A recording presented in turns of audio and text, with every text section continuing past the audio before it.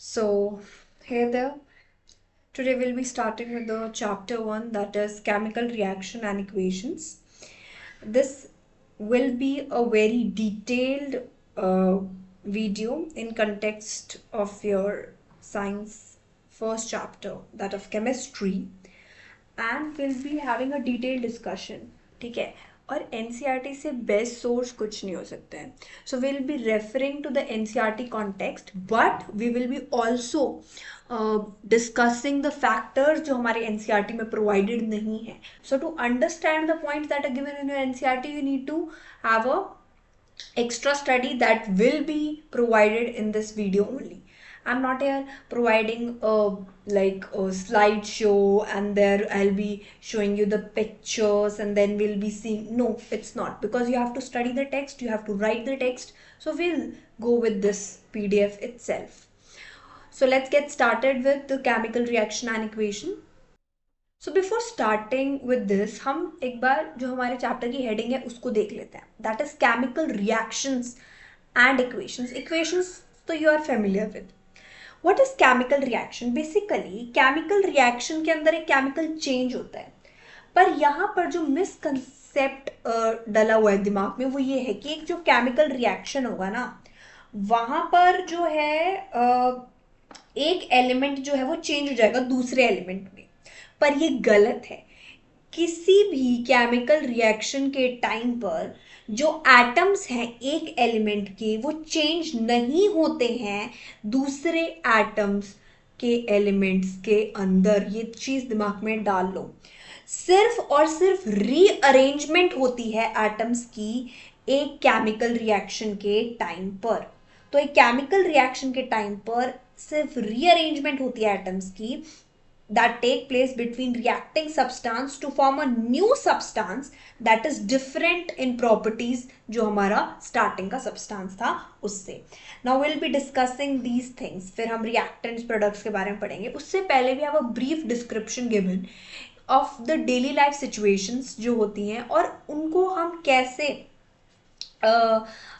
इस context में study कर सकते हैं, इस चैप्टर के कॉन्टेक्स्ट में कैसे स्टडी कर सकते हैं. ठीक है, तो ये सारे केमिकल चेंजेस हैं जिसमें केमिकल रिएक्शंस हो रहे हैं. तो सबसे पहला है milk is left eight room temperature during summers. तो क्या हो जाएगा? वो सॉर हो जाएगा. सॉर बोलो, सावर बोलो, ठीक है. सो वो एक तरह का केमिकल रिएक्शन हो रहा है. फिर उसके बाद जब एक आयरन तवा, पैन, नेल को लेफ्ट कर दिया जाता है, that is exposed to a humid atmosphere, so what will happen? Basically rusting.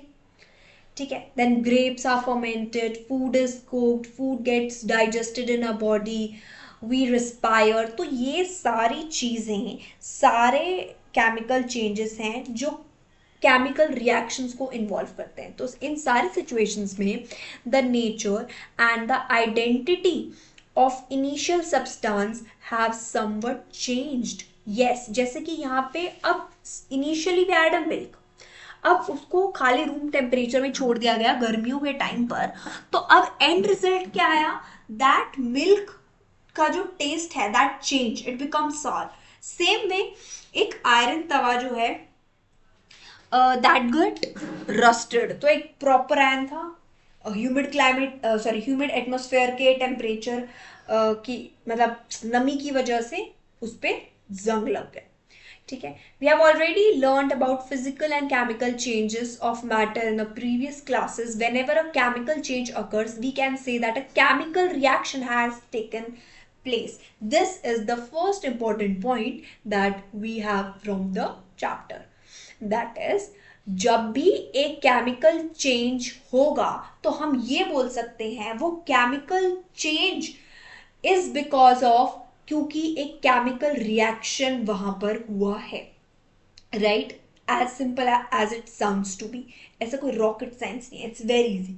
Simply हमने 2-3 चीजें पढ़ी कि एक केमिकल रिएक्शन क्या होता है, और जब भी एक केमिकल चेंज होगा तो हमें केमिकल रिएक्शन देखने को मिलेगा. और I told you in starting, chemical reaction वो है जहां पर सिर्फ राइट इट डाउन, जहां पर रीअरेंजमेंट होती है एटम्स की एक केमिकल रिएक्शन के अंदर, ना कि एक एटम एक एलिमेंट के एटम चेंज हो जाते हैं दोज ऑफ अनदर एलिमेंट। ठीक है, अब यहाँ पर हमारे पास एक एक्टिविटी आती है, let us see this activity. It is basically burning of magnesium ribbon in air and collection of magnesium oxide in water glass। तो यहाँ पर अगर हम देखें तो क्या चीज हो रही है, मैग्नीशियम है, मैग्नीशियम हमारा स्टार्टिंग का चीज था। अब वो स्टार्टिंग का चीज को भी हम क्या बोलते हैं वो हम आगे स्टडी आउट करेंगे। तो जो सब्सटेंस जिसमें जिसमें चेंजेस आ रहे हैं दैट इज योर रिएक्टेंट, और जो नया सब्सटेंस मिलता है हमको दैट इज प्रोडक्ट। अभी नहीं समझ में आ रहा है, when will be coming with the text you will familiar with this. तो यहाँ पे मैग्नीशियम हमारा स्टार्टिंग का है, ऑक्सीजन के साथ वो रिएक्ट हुआ तो हमें मिल गया magnesium oxide that is white in colour. ठीक है, चलिए, तो यहाँ पे एक्टिविटी सेम चीज को कहता है, क्लीन अ मैग्नीशियम रिबन। क्लीन अ मैग्नीशियम रिबन, आप लोग हाँ भाई साफ सूफ करके रखना चाहिए, पर इसके पीछे भी एक बहुत इंपॉर्टेंट लॉजिक है। तो जब आप बर्न करते हो ना मैग्नीशियम रिबन को, तो उसको आप क्लीन करते हो सैंड पेपर से, सैंड पेपर उसके ऊपर रब करते हो, ये दिया हुआ bye rubbing it with sand paper, और उसको क्लीन करते हो। अब ये क्यों किया जाता है, क्योंकि मैग्नीशियम के ऊपर जो प्रोटेक्टिव लेयर है that is of basic magnesium carbonate, उसको हटाने के लिए ये प्रोसेस होती है। Write it down now only. तो the thing is why the magnesium ribbon is cleaned, ताकि हम रिमूव कर सकें एक प्रोटेक्टिव लेयर जो फॉर्म होती है ऑफ बेसिक मैग्नीशियम कार्बोनेट उसके सरफेस से या रिबन के सरफेस से। ठीक है, राइट, ताकि जब हम उसको बर्न करें तो वो इजीली एयर के कांटेक्ट में ऑक्सीजन के साथ रिएक्ट होकर मैग्नीशियम ऑक्साइड दे दे। क्योंकि वो जो प्रोटेक्टिव लेयर, अब नाम ही है, अभी मैंने बोला प्रोटेक्टिव लेयर है, तो वो बर्निंग की प्रोसेस को डिस्टर्ब करेगी, इसीलिए। Got it. तो दो इंपॉर्टेंट पॉइंट्स हमने इस एक्टिविटी से सीखे हैं, दैट इज यहां पर जो मैग्नीशियम है दैट इज अ रिएक्टेंट, ठीक है, और ऑक्सीजन के साथ रिएक्ट होकर हमारा एंड प्रोडक्ट, तो प्रोडक्ट क्या मिलता है, magnesium oxide, that is the new substance that is produced as a result of a chemical reaction. और ये हम क्यों रब करते हैं दिस।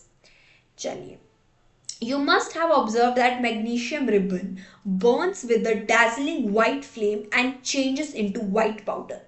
तो ये जो white powder हमको मिल रहा है, I told you before as well, just a second, so this white powder is nothing else but magnesium oxide, white powder, and this is magnesium oxide. So it is formed, this magnesium oxide is formed due to the reaction between your magnesium and your oxygen, right। और आपका ये dazzling white flame आता है, ठीक है, okay। Now we have the second activity. Let's see the second activity now.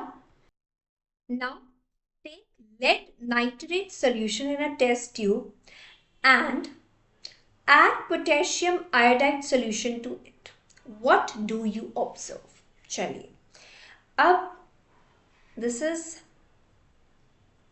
different, okay, so let's discuss activity 1.2 first। तो lead nitrate आपको लेना है और उसमें आपको पोटेशियम आयोडाइड सॉल्यूशन डालना है। तो you will write now what will happen, तो एक येलो कलर का सब्सटेंस जो है वो फॉर्म हो जाएगा इस प्रोसेस के अंदर, ठीक है। तो जब केमिकल रिएक्शन होगा आपके पोटेशियम आयोडाइड और लेड नाइट्रेट के बीच में, तो यहां पर एक येलो कलर का सब्सटेंस आपको मिलेगा लेड आयोडाइड का। This is lead nitrate, this is potassium iodide, तो आपको किसका सब्सटेंस मिलेगा, लेड आयोडाइड का, that is the yellowish substance, ठीक है, इसको ध्यान रखना। तो इसको ऐसे ही हम प्रैक्टिस करेंगे, right, yes.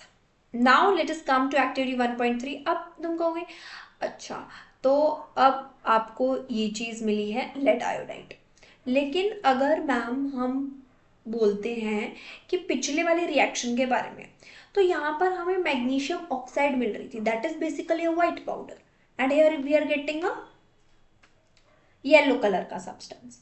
So this is what we say, इसको हम क्या बोलते हैं, दिस इज आर प्रेसिपिटेट। ये जब हम करेक्टर्स करेंगे ना केमिकल रिएक्शन के तब आएंगे, और करेक्टर्स हम यहाँ पर करेंगे है। तो देयर विल सी कि क्या करेक्टरिस्टिक्स है एक केमिकल रिएक्शंस के अंदर। तो जैसे कि गैस का एवोल्यूशन होना, प्रेसिपिटेट का फॉर्मेशन होना, कलर का चेंज होना, टेम्परेचर का चेंज होना, दिस स्टेट का चेंज होना, this all things will be starting. ठीक है, उससे पहले एक्टिविटी 1.3 को हम डिस्कस कर लेते हैं। ओके तो अब इन्होंने क्या किया है, इन्होंने जिंक ग्रैन्यूल्स का यूज़ किया है। ठीक है, एक टेस्ट ट्यूब के अंदर, और इन्होंने फिर क्या किया है, इन्होंने ऐड किया है, जस्ट अ सेकंड, इन्होंने ऐड किया है डाइल्यूट हाइड्रोक्लोरिक एसिड और सल्फ्यूरिक एसिड इस सॉल्यूशन के अंदर। ठीक है, अब do you observe anything happen? अच्छा अब क्या होगा, ये तो क्वेश्चन दे देती है बच्चों को, अब क्या होगा हम डिस्कस करते हैं। तो जब आप जिंक ग्रैन्यूल्स डालोगे, उसके बाद उसके अंदर आप एक सल्फ्यूरिक एसिड या फिर hydrochloric acid, dilute hydrochloric acid या डाइल्यूट सल्फ्यूरिक एसिड डालोगे, तो हमें बबल्स देखने को मिलेंगे। You can see the bubbles formation, यहाँ पर ऐसे बबल्स की फॉर्मेशन देखने को मिलेगी, ये छोटे छोटे, these are bubbles, right, bubbles की फॉर्मेशन देखने को मिलेगी। और ये बबल्स किसके हैं, हाइड्रोजन गैस के हैं। तो ये हाइड्रोजन गैस जो है ये फॉर्म्ड हो जाएगी आपके जिंक ग्रैन्यूल्स के अराउंड, और अगर हम उसको टच करेंगे टेस्ट ट्यूब को, तो हम ये ऑब्जर्व करेंगे कि वो उसका टेम्परेचर बढ़ गया है। ठीक है, so that is why it is written handle the acid with care, touch the conical. अब बताओ क्या टेम्परेचर में कोई चेंज आया? यस, टेम्परेचर में चेंज आएगा, वो गर्म हो जाएगा। ठीक है, तो जब ये पूरा प्रोसेस हो रहा है तो क्या चेंजेस अकर हो रहे हैं इसके अंदर। सबसे पहला आप देखोगे कि सबसे पहले तो यहाँ पे हाइड्रोजन गैस रिलीज हो गई है, तो यहाँ पर कौन सा पॉइंट आ जाएगा, that is evolution of gas. Plus जैसा हमने डिस्कस किया, will touch the test tube, तो जो वो टेस्ट ट्यूब है वो गर्म हो जाएगी, सो that is the change in temperature. ठीक है, so these are the three activities that we discussed so far.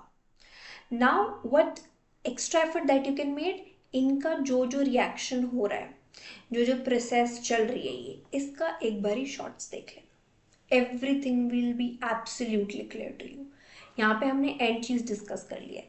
One more thing to be noted, अब जैसे you are doing this thing, तो अब साइड बाय साइड जो है ना, तुम इसका फॉर्मूला फॉर्मेशन स्टार्ट कर दो। हालांकि आगे हम वो चीज़ करेंगे, जैसे अभी से ही स्टार्ट कर दो। जैसे मैग्नीशियम क्या होता है, chemically we call it Mg, right, and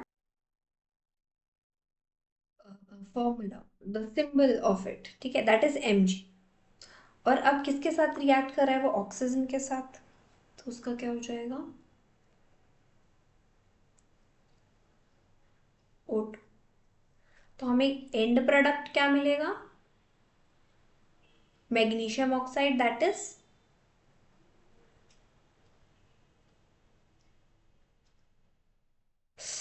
sorry for this guys, MgO। so side by side write this thing, same for the further two activities। ठीक है, although we'll be discussing it further, but फिर भी एक बार लिख लोगे तो it will be good for you। चलिए ठीक है, तो अब इन तीन एक्टिविटी से हम क्या बोल सकते हैं कि हमने ये ऑब्जर्वेशंस किए हैं। सबसे पहला, जब whether a chemical reaction has taken place. So what will help us to determine कि एक chemical reaction हुआ है नहीं? सबसे पहला change in state, change in color, evolution of gas, change in temperature. ये सारे changes हमको देखने को मिलेंगे जब a chemical reaction has taken place. So this is evident, right?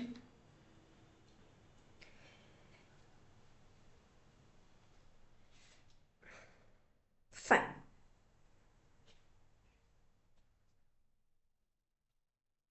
तो चेंज इन स्टेट, अब इसका बेस्ट एग्जाम्पल हम ले सकते हैं कैंडल का।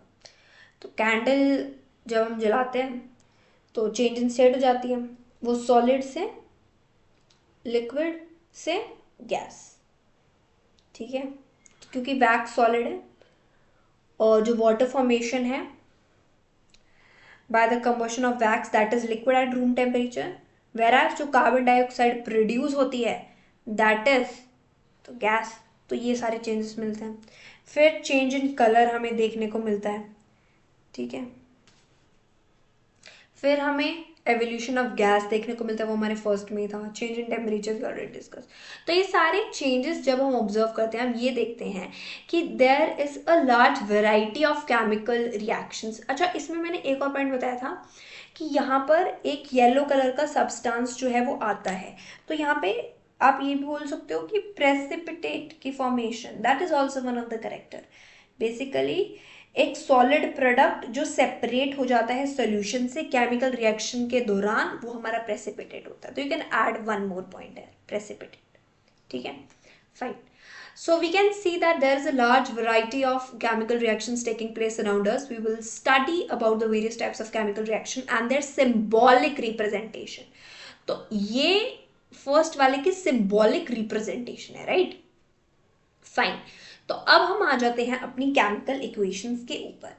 तो activity 1.1 can be described as जब एक मैग्नीशियम रिबन को बर्न किया जाता है ऑक्सीजन में तो वो मैग्नीशियम ऑक्साइड में कन्वर्ट हो जाता है।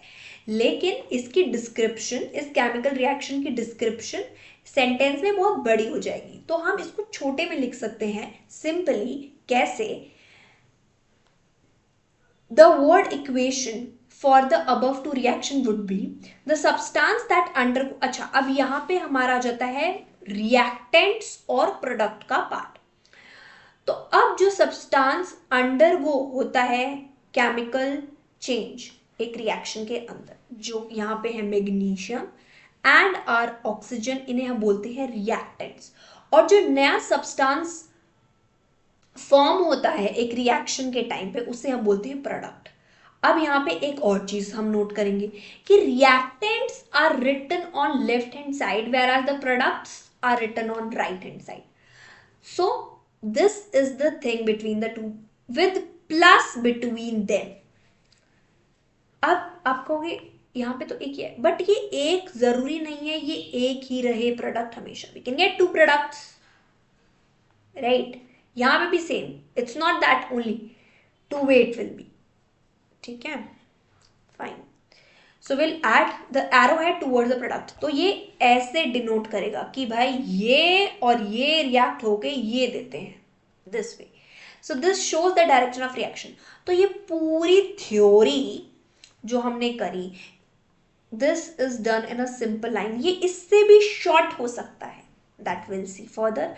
Writing a chemical equation, is there any other shorter way of representing this chemical equation? Chemical equation can be made more concise and useful if we use the chemical formula instead of the words. Means instead of magnesium we could use Mg, instead of oxygen we could use O2, and the end product magnesium oxide we could use MgO. So count and compare the number of atoms of each element on the left as well as right hand side. Is the number of atoms of each element same both the sides? If yes, तो equation balanced है। If no, तो equation unbalanced है। क्यों? क्योंकि mass same नहीं है both the sides of the equation पे। तो यहां से अब हम अपने तीसरे पॉइंट की तरफ जाएंगे। सबसे पहले वी गॉट टू नो कि how we will be writing it, what are the reactants, what are the products. Then we got to know कि क्या इससे छोटा तरीका है इसको लिखने का। We said yes, instead of using the words we could use the short form, the symbol of it, like magnesium का symbol Mg है, ये यूज कर सकते हैं। अब हम तीसरी चीज की तरफ आ गए हैं, that is what is the difference between a balanced and a unbalanced equation. Okay, fine, reactants हो गया, प्रोडक्ट्स हो गया, बैलेंस्ड अनबैलेंस्ड आ गया। तो एक बैलेंस्ड केमिकल इक्वेशन वो होगी जिसके इक्वल नंबर ऑफ एटम्स होंगे अलग अलग एलिमेंट्स के, as well as in reactants as well as in your products. whereas an unbalanced chemical equation के unequal number of atoms होंगे एक या उससे ज्यादा एलिमेंट्स में, रिएक्टेंट्स और प्रोडक्ट्स में। So first thing, sorry, so first thing that will be discussing here is, okay, so now let us make this into a balanced। ये unbalanced है, पहले तो मुझे ये बताओ, फिर ही तो बैलेंस बनाए करेंगे ना इसका। तो क्या ये अनबैलेंस्ड है? Let's check. तो अगर हम यहां पर देखते हैं तो यहां पर मैग्नीशियम के कितने एटम्स हैं? कहां पर? रिएक्टेंट्स में 1, प्रोडक्ट्स में कितना है? 1। मैग्नीशियम का तो सही चल रहा है। ऑक्सीजन के एटम्स कितने हैं रिएक्टेंट्स में? 2। बट ऑक्सीजन के एटम्स प्रोडक्ट में कितने हैं? Only 1। So this is an unbalanced equation, ये बैलेंस्ड नहीं है। तो अब क्वेश्चन आता है हम इसको बैलेंस कैसे करेंगे। So here we will be referring to our table. अच्छा वेट, हम पहले एक एग्जांपल कर लेते हैं फिर इसको बैलेंस करते हैं। ये वाली टेबल हम फॉर्म करेंगे ऊपर वाले के लिए, ये बाद में देखते हैं। पहले सेम इन्होंने क्या करा है, number of atoms in reactants, number of atoms in products, same way we will be doing. हम बस एक बार ही ये चीजें रिमूव कर देते हैं, हम मैग्नीशियम और ऑक्सीजन को लेकर आते हैं, हमारा मैग्नीशियम ऑक्सीजन वाला पार्ट, ठीक है, जहां से हमें ये पता चल जाएगा कि क्या ये unbalanced, already we know it but okay. तो हमारा सबसे पहला क्या प्रोडक्ट है? चलिए देखिए, मैग्नीशियम, ठीक है, this is our element magnesium and second is oxygen. यहां पे आ जाते हैं हमारे इक्वेशन के साथ, Mg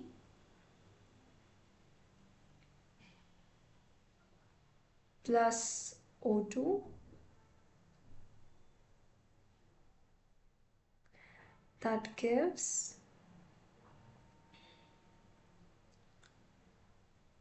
MgO,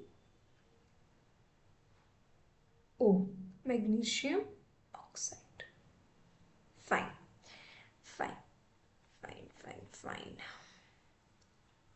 Okay. तो अब ये रिएक्टेंट्स वाला पोर्शन है and this is that of product. यहां पर अगर हम देखते हैं तो that is count 1, here is count again product में 1, here is count 2 but here is count 1। अब मुझे इसको चेंज करना है। How will I do it? Let's see that as well. चलिए देखिए, अब अगर मैं यहां पर 2 लगा दूं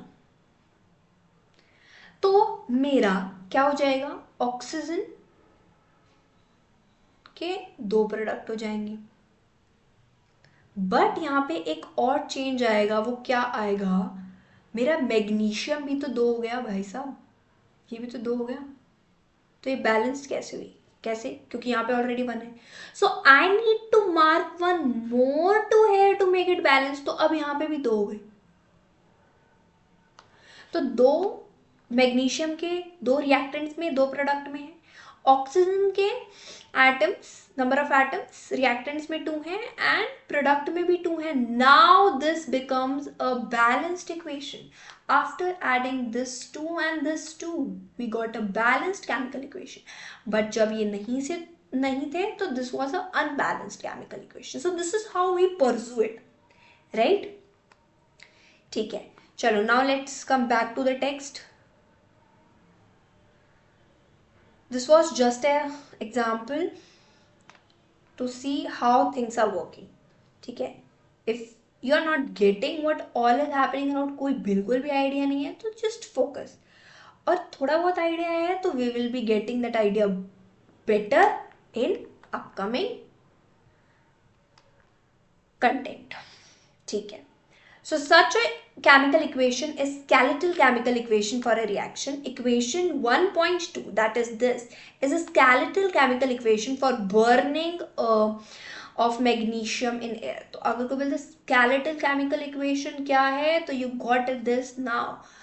तो कौन सी होती हैं इक्वेशन जो अनबैलेंस्ड होती हैं? क्यों? क्योंकि उनका मास जो होता है वो सेम नहीं होता है both the sides of equation पे, इसलिए हम इन्हें स्केलेटल केमिकल इक्वेशन के नाम से जानते हैं. दिस इज नॉट स्केलेटल, कोई पहली बार सुने तो what is skeletal chemical equation, very scientific term, but it's not so scientific, it's very basic. Now balanced chemical equations का सबसे पहला हमारा पॉइंट आया है. अब 9th में हमने पढ़ा था law of conservation of mass, जिसके अंदर हमने पढ़ा था कि जो मास है ना तो उसे बनाया जा सकता है ना उसे डिस्ट्रॉय करा जा सकता है एक केमिकल रिएक्शन के अंदर.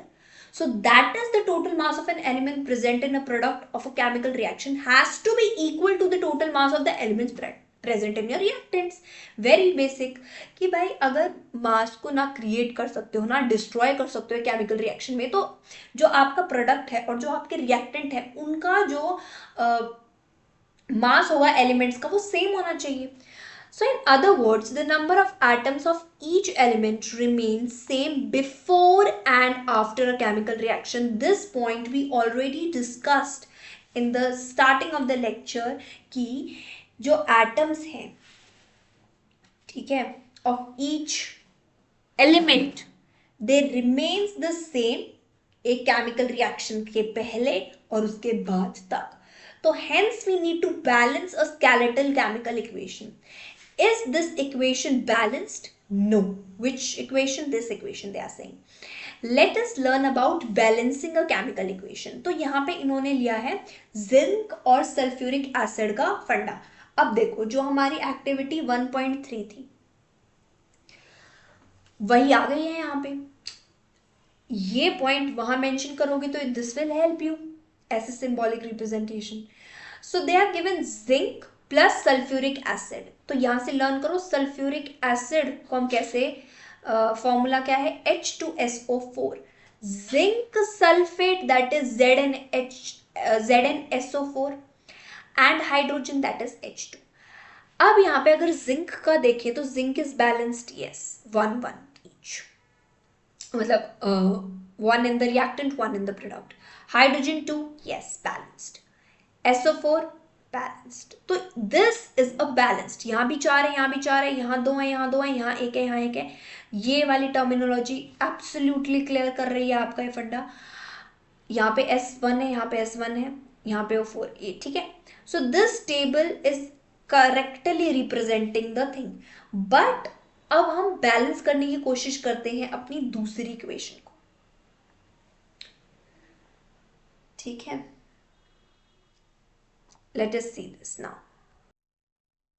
So what is this equation given? अब इसको तुम टर्म आउट करो. तो यहाँ पे क्या है, आयरन, आयरन, यहाँ पे H2O आ गया हमारा, दैट इज वाटर. ठीक है, तो हमें क्या मिल गया, formula of Fe3O4. what is this? This is nothing but iron oxide. And H2, this is your hydrogen. So iron plus water. अब water तो अभी H2O we know that is water, but यहाँ पे हम steam का use कर रहे हैं. ठीक है, तो हमें आयरन ऑक्साइड और हाइड्रोजन मिल जाता है. But this is an unbalanced equation. Yes it is. How come? यहाँ पर आयरन का एटम सिर्फ एक है, वेराज यहाँ पर आयरन का एटम 3 है. तो सबसे पहले मैं इसे ठीक कर देती हूँ, मैं इसको कर देती हूँ 3 बिना किसी प्रॉब्लम के. 3 हो गया. ठीक है, अब चलते हैं आगे. हाइड्रोजन का 2 है, बैलेंस्ड है. बट यहाँ पे ऑक्सीजन गड़बड़ी में है. यहाँ पे 4 है, यहाँ पे 2 है. Let us make it 4. We made 4. अब आयरन चल गया हमारा सही, ऑक्सीजन हो गया 4. बट अब प्रॉब्लम आ गई हाइड्रोजन में, बिकॉज हाइड्रोजन हमारा यहाँ पे वाटर कंटेंट लेवल में था. Now what we guys will do? अब यहां पर अगर इट इज 4H2 तो यहां पर हमें बैलेंस करना पड़ेगा इसको. So what will be doing now?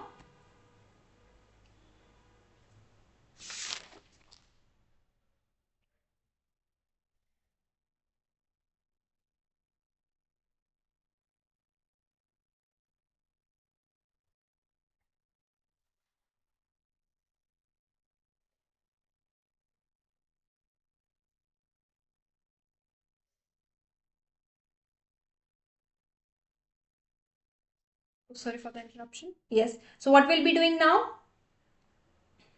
4. ठीक है, अब सब कुछ बैलेंस्ड है. Yes it is. अच्छा, one more thing I forgot to tell. यहाँ पर अब आप बोलोगे कि वी गॉट द पॉइंट कि 3 है, यहाँ पर 3Fe आ गया. हमें ये चीज़ समझ में आ गई कि नाउ है वी हैव 3 एटम्स. बट यहाँ पर H का ऑलरेडी 2 था, है ना, और यहाँ पर 4 आपने ऐड कर दिया, तो अब 6 एटम्स हो जाएंगे. No, this is a multiplication. यहाँ पर हम मल्टीप्लाई करेंगे ना. 2 ऑलरेडी हैं, 4 और आ गए, 4 2 8 एटम्स हो गए टोटल. ठीक है, ये चीज ध्यान रखना, इसमें कंफ्यूजन मत क्रिएट करना. This will multiply. Same way यहाँ पर ऑक्सीजन का एक था, एक है, तो फिर 4 1 4 आ जाएगा सीधा स्ट्रेट अवे. यहाँ पे Fe का 1 है तो 3 1 3 आ गया. यहाँ पर कितने हो जाएंगे? यहाँ पर 8 हो जाएंगे. वाई सो? क्योंकि 2 ऑलरेडी है, 4 आ गए, 4 2 8. ठीक है, ये चीज का ध्यान रखना बस, बाकी कुछ नहीं. वेरी इजी, बहुत इजी है, बस एक बेसिक एडिशन वाला पार्ट लगाना है. चलिए अब यहाँ पे देख लेते हैं इन्होंने क्या कर रखा है. फर्स्ट क्या कर रखा है? To balance chemical equation draw करो बॉक्स. इतना करने की जरूरत नहीं है, सिंपली करो, स्ट्रेट करो, जल्दी करो. ठीक है, list the number of atoms. अभी इन्होंने ऐसे टेबल बनाई है और इन्होंने बोला है कि यहाँ पर रिएक्टेंट में 1 है, वेराज प्रोडक्ट में 3 है आयरन. सेम वे हाइड्रोजन का, सेम वे ऑक्सीजन का किया इन्होंने. अब इनिशियली हमारी ये चीज चल रही है, बैलेंस करने के लिए ये चीज करनी पड़ेगी. Now they are giving this. अब यहाँ पे इन्होंने 4 बना दिया. फिर क्या किया इन्होंने? इनिशियल हमारा इतना हो गया. This is the whole funda. They have explained how this is balanced. हमने सिंपली इसको कर लिया है and we are done with it. ये देखो, ये चीज का ध्यान रखना कि ये चीज हम स्ट्रेट अवे करे थे. क्यों करे थे? क्योंकि यहाँ 1 था ऑलरेडी, है ना, to balance it. But when it comes to तो आपका 8 हो जाएगा यहाँ पे. ठीक है, ये चीज का ध्यान रखना बस, बाकी तो सब सही है. अब यहाँ पे एक और नई चीज हमें पता चलेगी, that is writing the symbols of physical state. जैसे हमने पढ़ा था कि भाई स्टेट भी जो है वो भी चेंज होती है. तो these are the symbols that will explain about the state कैसे चल रही है. G for gaseous, L for liquid, A for aqueous and S for solid. अब बोलोगे चलो ठीक है, कोई आपत्ति नहीं है इसमें, हमें समझ में आ गया. G फॉर गैस हमें समझ में आ गया, L फॉर लिक्विड हमें समझ में आ गया, S फॉर सॉलिड. ये एक्वेशियस क्या है? एक्वेशियस बेसिकली होता है सोल्यूशन पानी के अंदर. अब बोलोगे that is liquid, basic, common. No it is not. जब आप किसी चीज को पानी में मिलाते हो और जब उसका वो कंटेंट आता है, दैट इज एक्वेशियस. लिक्विड तो वो बॉर्न लिक्विड है, एक्वेशियस आपने बनाया है पानी के साथ मिलाकर. ठीक है, that is the point. So that is aqueous. एक क्यों आएगा तो हम उस चीज को डिस्कस करेंगे कि ये एक्वेशियस कैसे है. ओके फाइन, चलिए. So we are done with this thing. अब यहाँ पे इन्होंने मेंशन कर दिया, now this iron was solid, what was your gaseous content.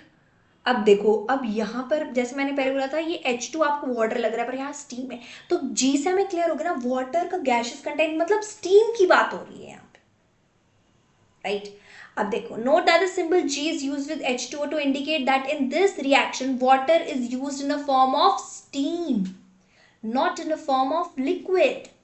ठीक है, फिर सॉलिड आ गया और फिर हमारा हाइड्रोजन गैसियस कंटेंट आ गया. यूजुअली जो फिजिकल स्टेट है वो इंडिकेट नहीं की जाती है in chemical equations unless it is necessity to specify them. जैसे यहाँ पर ये एक रिक्वायरमेंट सी हो गई थी बताना कि ये स्टीम है ना कि लिक्विड का. समटाइम्स जो रिएक्शन की कंडीशंस हैं जैसे कि टेम्परेचर, प्रेशर, कैटालिस्ट, ये सारी चीज़ें भी इंडिकेट करनी पड़ती हैं और ये दोनों चीज़ें आपकी बेस्ट ऑफ एक्सप्लेन कर रखी हैं यहाँ पर. ठीक है फाइन, तो just refer to these two examples as well. Now let us see the few questions. उसके बाद टाइप्स ऑफ केमिकल रिएक्शंस आ जाएगा हमारा next topic. Types of chemical reactions we are left with, काफ़ी रहता है चैप्टर. यस, एंड देन अच्छा the system. Fine. We'll try to cover it within this video, but let's see. I won't be making it a lengthy video. Let's estimate a time span of 45 minutes around. जितना होता है we'll do it. Rest in next video will be seen. ठीक है. So why should a magnesium ribbon? We already discussed this part, that why it should be clean. Right. Write a balance equation for the following chemical reaction, that is hydrogen chlorine and hydrogen chloride आपको मिल जाता है. So hydrogen का आपको क्या हो जाता है, H2 आ जाता है.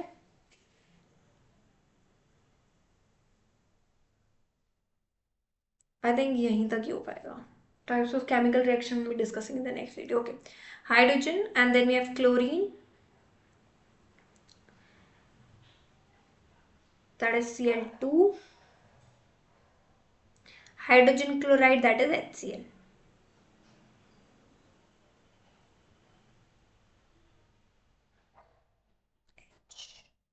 HCl बैलेंस करो, दो दो है यहाँ पे, यहाँ एक है तो सिंपली एक 2 लगा दो, हो गया 2HCl.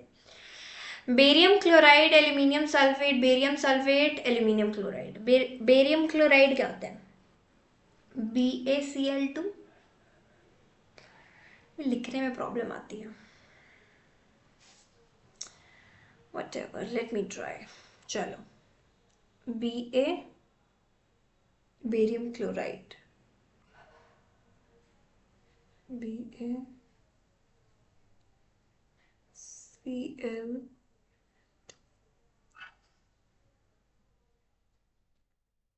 Then we have aluminium sulfate.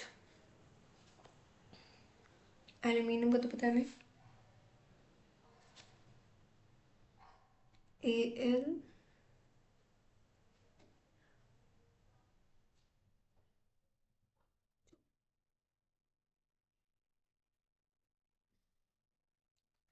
Then we have sulfate. Okay, I'll just write down and I'm pausing the video. I'm writing down the formulas and then we'll be continuing. फिर तो ये फालतू में लेंदी हो जाए. Okay, now we are done with the equations. Now we'll be balancing it. Barium chloride, aluminium sulfate.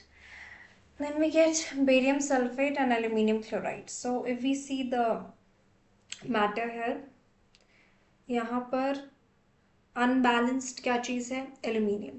सबसे पहले aluminium को बैलेंस कर देते हैं, 2 कर देते हैं, 2 कर दिया हमने. यहाँ पर वी ऑलरेडी हैव 2, तो ये एल्यूमिनियम तो बैलेंस हो गया है, ठीक है. बट यहाँ पर 6 हो गया है हमारा क्लोराइड, बट यहाँ पर इट्स ऑलरेडी 2, तो we need to make it 3, right. अब क्या क्लोराइड बैलेंस्ड है, यस. बट फिर बेरियम की प्रॉब्लम आ रही है। तो बेरियम को हम कर देते हैं 3। अब हमारा सल्फेट है, sulphate it's already 12 and here it's already after doing barium conversion 4 3s are 12 हो गया ये done right. Sodium plus water which gives sodium hydroxide and hydrogen.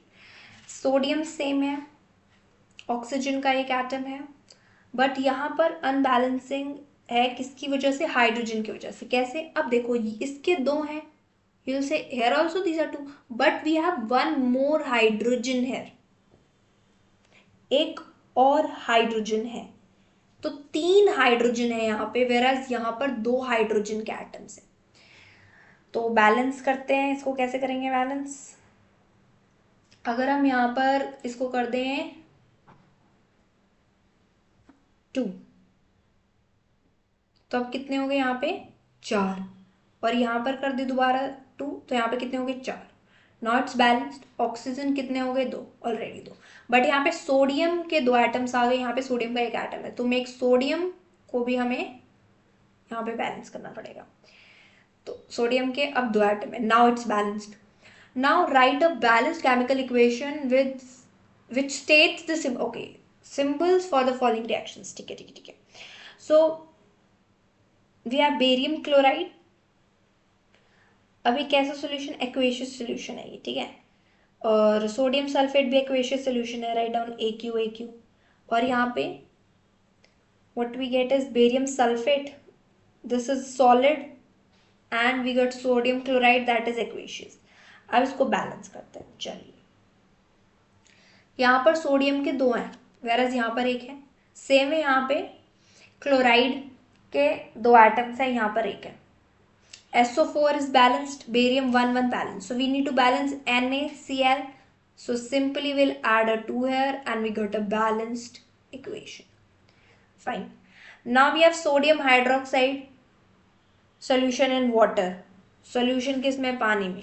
देखो यहाँ पे भी है ना, solutions of barium chloride and sodium sulfate in water, यहाँ से मुझे पता चला है कि equations है, ठीक है।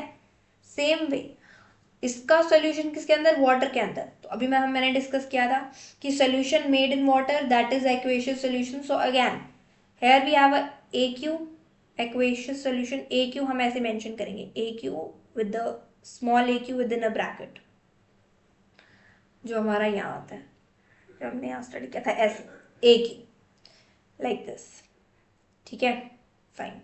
सेम वे यहाँ पे हम करेंगे AQ and this hydrochloride acid again solution in water, so again AQ, NaOH AQ, HCl AQ, what we get then NaCl, that is sodium chloride and water. This is a balanced equation. How come, 2 hydrogen के atom है यहाँ पर भी 2 hydrogen के atom है, बाकी सारे atoms 1 है, ठीक है। So this is a balanced chemical equation. Need not to be compulsion कि भाई एक ही एटम होगा और वो दूसरा नहीं मिलेगा हमें, this is also one of the conditions. यहाँ पर एक है, यहाँ पर एक है, 2 हो गए, यहाँ पर स्ट्रेट अवे 2 अकर करे वाटर के अंदर, ठीक है। Now the types of chemical reaction, this will be discussing in the next video. That's it for today for this video, and we'll having a very detailed description of the chapter. So I want you guys to do like my channel, subscribe my channel. इतनी detail में कोई नहीं बढ़ा सकता है, ठीक है। So that's it for today. Thank you.